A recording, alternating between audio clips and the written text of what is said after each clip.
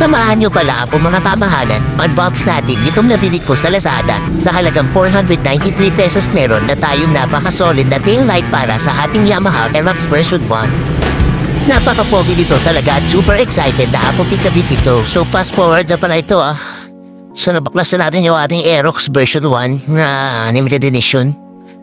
Ito yung stock natin na tail light. Okay? Inaklasan natin. So yung sabit niya, meron yan siyang tatlong wire dyan. Blue, yellow, tsaka black pala. Sorry. So yung black dyan, ibig sabihin niya yan yung ground. At yung yellow tsaka blue na yan, para yung live yan. So depende kung anong function na gamitin natin. So bali pinapalit natin.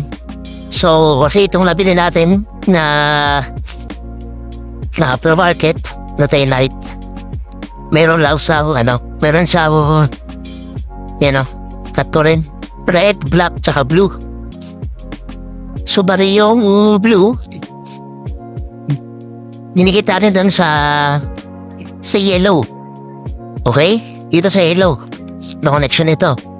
At yung red naman dinikit natin doon sa blue. Okay, mali dito.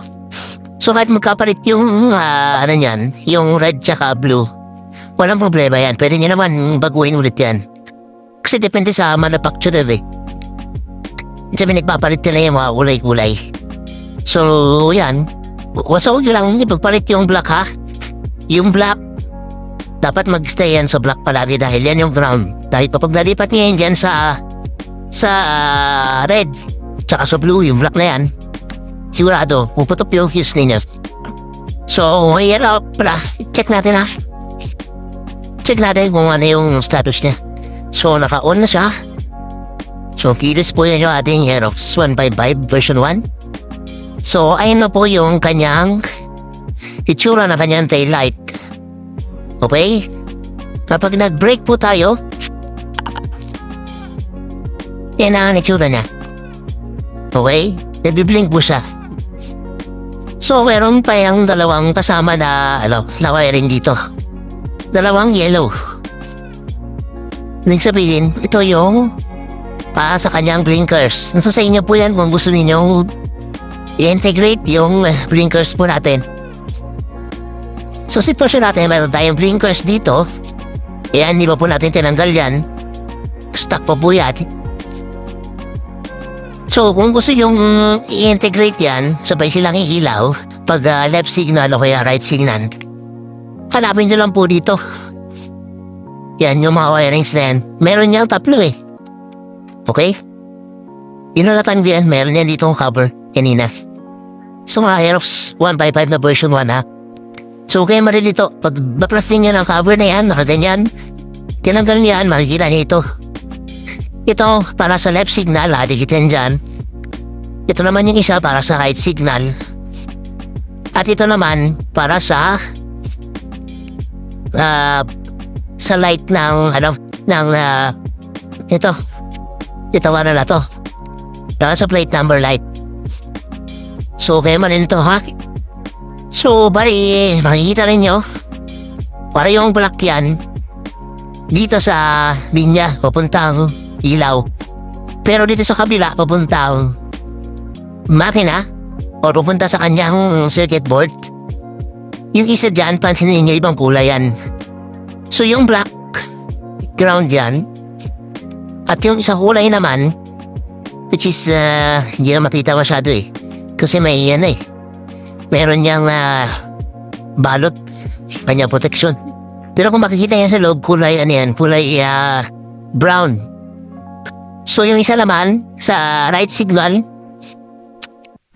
ganoon din, puro black yan, papunta sa ilaw.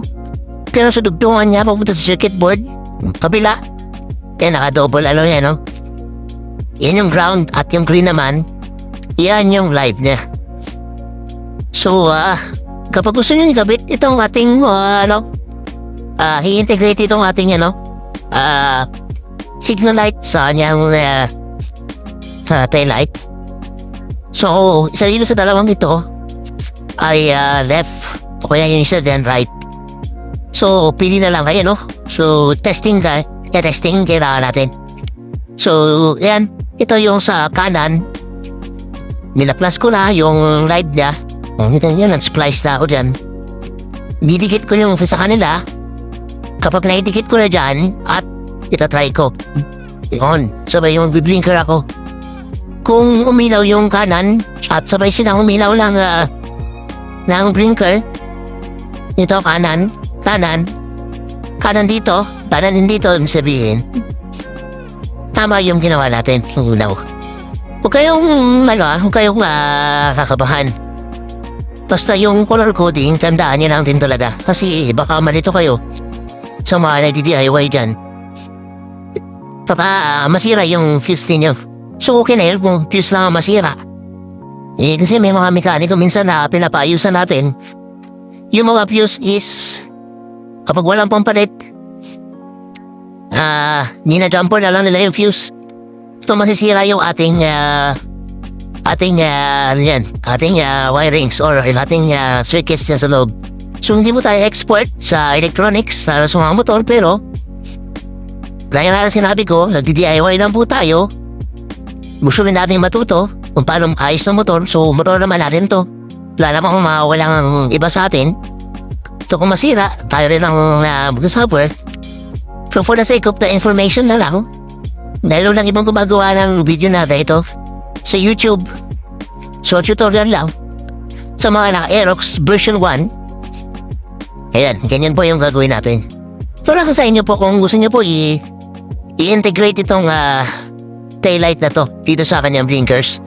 Pero kung nagtanggal na kayo ng natanggal po kayo ng tapalodo sa likod, naka-ano na kayo,